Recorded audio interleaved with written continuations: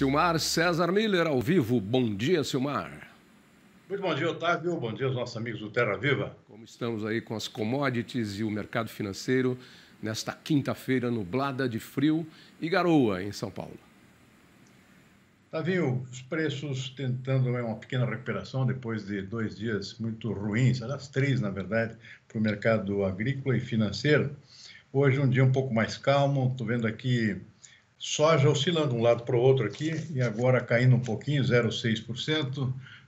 Véspera de entrada de nova safra nos Estados Unidos, agora a tendência dos preços realmente é andar de forma mais calma, até com algumas quedas, por pressão natural da oferta. Começa a entrar toda essa safra de grãos do hemisfério norte. É o caso do milho também. O milho está até operando com uma leve alta agora de 0,1%. O trigo subiu ontem, cai 0,2% na Bolsa de Chicago. Na Bolsa de Nova York, o algodão subindo 0,2%. Café arábica 0,9%, o açúcar cai um pouquinho, 0,3%. A única oscilação mais expressiva do suco de laranja, que está subindo 2 pontos percentuais nesse momento, e o cacau com alta de 1,1%. Portanto, como a gente vê que são oscilações pequenas aqui dos principais produtos, justamente porque estamos agora num período de transição, começa a nova safra no hemisfério norte, portanto, isso aí é um fator de pressão sobre preços das principais commodities, especialmente do setor de grãos. Aqui no nosso mercado futuro da B3, São Paulo, boi gordo volta a cair. Está difícil a recuperação dos preços do boi, preço agora com queda de 0,2%, e acompanhando o próprio mercado físico lá no interior do país, que também não mostra reação. Petróleo, destaque do dia hoje, pelo menos até agora, com uma queda forte. Subiu ontem, hoje cai 2,5%. 91 dólares e 70 centavos o barril do tipo Brent, que é justamente a referência para o nosso aqui da Petrobras. Dólar operando em alta, 0,5%, R$ 5,21. E o mercado de ações praticamente zerado aqui, pequena queda de 0,1% nesse momento, o índice Bovespa na nossa B3, Tavinho.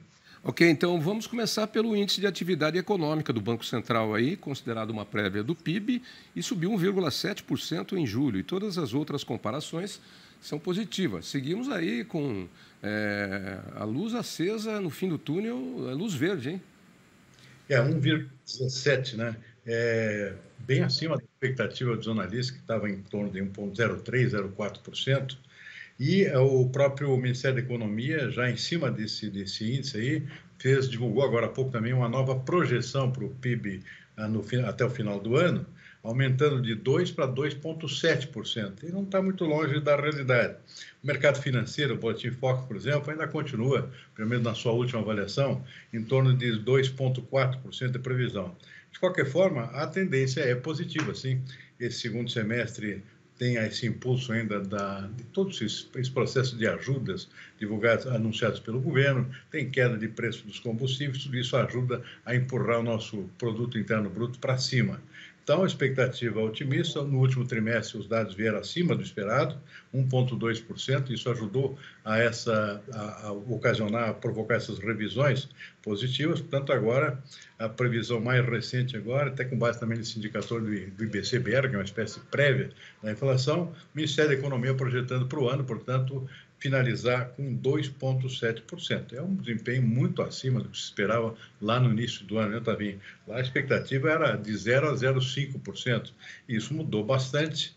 O mundo também deu uma melhorada agora no segundo semestre, depois do impacto inicial do primeiro semestre, que foi a questão da guerra na Ucrânia, que continua, por sinal, mas com impacto menor agora na economia nesses últimos meses. Então está aí o cenário, tendência positiva. Vamos ver o ano que vem a conta que vai chegar para pagar esse resultado de hoje, né? A expectativa, por enquanto, é de um PIB bem menor para o ano que vem. Inclusive, eu estou vendo assim com bons olhos o restante desse segundo semestre, porque está entrando muito dinheiro, além do Auxílio Brasil, liberação de fundo de garantia por tempo de serviço, auxílio caminhoneiro, auxílio gás, o governo liberou uma série de coisas aí, é o que você falou, não sei como é que vai chegar a conta depois do ano passado. Agora, especificamente ontem, uma nova liberação, aí vai entrar muito dinheiro também através de cartões de consignados para aposentados, empréstimos consignados para aposentados, outros benefícios aí para aposentados da Previdência. Então, está entrando muito dinheiro no mercado. Eu acho que, se as pessoas forem inteligentes, se estiverem com dívidas, que a gente divulgou outro dia aqui, e aproveitarem isso para saldar as dívidas, talvez a gente comece o ano bem positivo, né? Bem diferente do começo, do fim do ano passado e começo deste ano. Vamos ver o que acontece à economia agora. Teste no final do ano, que também ajuda a injetar mais dinheiro na economia, 13º salário. Talvez venha também o 14º salário para os aposentados. Então, a Câmara está votando lá, estudando. Vamos ver. Agora, tem dinheiro por aí represado, viu? Um candidato aí, inclusive, ao governo de São Paulo, está dizendo que o governo atual que está lá tem lá estocado no cofre uma fortuna e não fez obras que tinha que fazer. Então, tem dinheiro estocado aí, tem dinheiro guardado. Se tem aqui, deve ter em outro lugar também. Não tem, não? É uma questão de redistribuição, né, Tavinho? Acho que não está guardado, não está redistribuído, acho. Vem cá, e essas exportações, a exportação de grãos na Ucrânia, de certa forma, beneficia a economia e preços de commodities agrícolas no mercado internacional? Muito pouco também, porque o volume é muito pequeno, né? Comparado com o potencial da Ucrânia, é um mínimo dos mínimos, né? E com tendência a um novo fechamento. O presidente russo não está gostando do destino dessas exportações da Ucrânia até agora. Tem trigo e milho ucraniano indo para países que estão impondo sanções contra o governo russo por causa da invasão da Ucrânia. Então, não era isso combinado, segundo Putin. O combinado era enviar essas exportações para os países, né, pobres do norte da África, por exemplo, que é um grande mercado do trigo ucraniano, e não é o que está acontecendo, pelo menos na ligação do presidente russo, e já ameaçou, pode vir a bloquear novamente os portos ucranianos. Ô, Silmar, você com esse termo aí, o combinado, você foi muito bonzinho, viu? Ontem eu estava conversando com o manobrista do restaurante, que é meu amigo, e estava falando sobre ações de trabalho e tal, e ele falou assim, não tem cabimento alguém que recebeu todos os seus salários e obrigações que a empresa tinha, quando sai vai pôr a empresa no pau. Falou, eu jamais faria isso. Aí eu falei para ele, você está sendo muito bonzinho, viu? Você entrou no Seixo Noé, em qual igreja que você entrou aí, que você está com a cabeça ali? Tem muito sujeito do mal que faz isso sim, e vai lá tentar arrancar mais alguma coisa. Quando tem direito, né? Mas tem muita gente que às vezes não tem direito e entra. Vem cá, e nessa questão aí do abastecimento mundial, a Índia pode complicar um pouquinho mais ainda com a questão do arroz, né? Porque está tirando aí 25% do que exporta para manter o abastecimento interno. Aí vamos ter mais alta de preços. Tavinho, eu gosto muito daquele ditado chinês, né? Crise é sinônimo de oportunidade. Né? Sem dúvida. Então, a Índia realmente está com crise, não conseguiu plantar toda a safra de arroz. É bom lembrar sempre que a Índia é o maior exportador mundial de arroz, né? São 21 milhões de toneladas por ano, 21 milhões. E está com uma safra menor, adotou uma medida aqui de suspender exportações de arroz quebrados, por exemplo, quireras, esse tipo de coisa, e impôs uma tarifa de 20% sobre as exportações dos demais tipos de arroz. E é claro que isso vai afetar o comércio internacional e os preços já começaram a subir, né? Porque tem problemas também nos Estados Unidos, aqui, que é um concorrente nosso, inclusive do Brasil, no mercado internacional. Safra americana também vai ser menor. Então, nós temos dois concorrentes aqui com safras menores. Isso pode favorecer, por exemplo, a exportação do arroz brasileiro, particularmente do arroz do Rio Grande do Sul, que já tem tradição no mercado internacional. Abre brechas para um volume maior e também com preços melhores. Preços, inclusive, já começaram a reagir no mercado internacional por conta dessas mudanças aqui em dois países importantes, que são exportadores. É o caso da Índia na Ásia e os Estados Unidos aqui no Ocidente. Então, está aí, crise sinônimo de oportunidade. E lá no seu Rio Grande do Sul, o que era uma má notícia acabou virando uma boa notícia. O volume de chuvas que todos achavam que acabou atrasando o trigo, né, acabou agora ajudando, inverteu. É verdade, também. Em véspera, se não tiver nenhuma surpresa de última hora, e sempre existe essa possibilidade, um excesso de chuva na hora da colheita, ou então geada tardia, ainda existe essa ameaça. Se isso não acontecer, estamos aí com a tendência de uma excelente safra de trigo no Rio Grande do Sul, que com isso assume a liderança na produção nacional, ultrapassa o Paraná, por exemplo.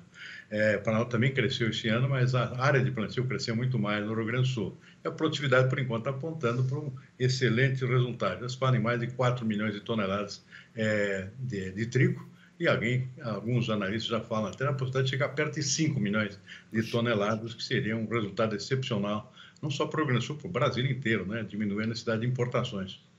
De qualidade, tanto do Paraná quanto do Rio Grande do Sul, ou eles têm diferenças? Não, são qualidades diferentes, são tipos diferentes, né? Por exemplo, a produção do Rio Grande do Sul tem uma boa entrada no mercado internacional, tanto que o Rio Grande do Sul exporta muito trigo, né? Ah, Porque produz mais do que necessita. A do Paraná tem uma qualidade diferente, os moinhos têm uma certa preferência para panificação, mas são trigos diferentes, com finalidades diferentes, né? de qualquer forma... O gaúcho é muito bom também, mas tem uma predominância de preferência no mercado internacional. Só para não perder o bonde, a gente tem um minuto ainda.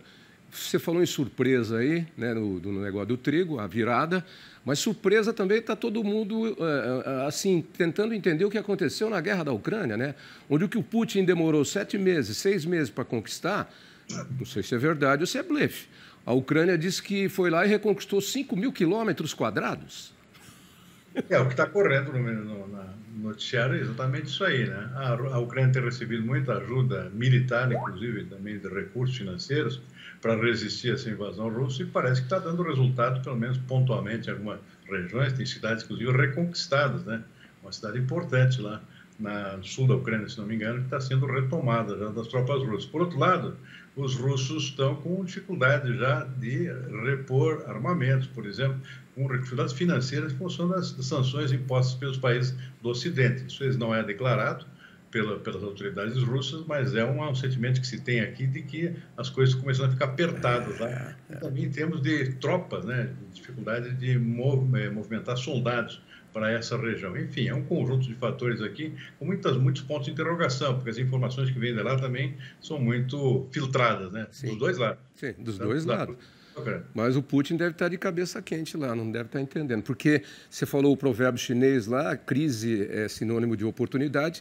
Esse aqui eu não sei quem que inventou, mas é o seguinte: guerra é fácil de começar, difícil de acabar. Custa caro e quanto mais estica, mais vai lesando pontualmente, né? Então, esse é o problema do Putin. Não conseguiu andar o que queria e, enquanto isso, o adversário aí, aparentemente, se as informações são verdadeiras, está se armando aí. Vamos ver.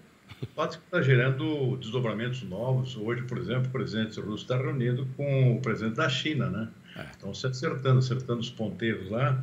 Isso pode provocar algumas alterações na ordem mundial, inclusive, em termos geopolíticos, né? Tem muita coisa que é consequente dessa guerra que está acontecendo, né? A briga dos países do Ocidente com a Rússia, e a Rússia procurando aliados lá no outro lado do planeta. Isso tem os econômicos também. Eu não sei. O Putin está interessado em algumas coisas, mas os chineses que hoje dominam o comércio mundial e realmente é o povo que tem o dinheiro na mão para fazer o que quiser, o chinês está interessado em outra coisa. Então, não sei... Para aproveitar essa situação, fragilidade dos dois lados, tanto da Rússia quanto do próprio Ocidente, que a economia americana e europeia estão pelas tabelas, né? Então, a China tem condições de emergir aqui como o grande vencedor, entre aspas, dessa situação toda. Vamos aguardar. Já chega a nossa política por aqui. Abraço, Silmário, e até amanhã.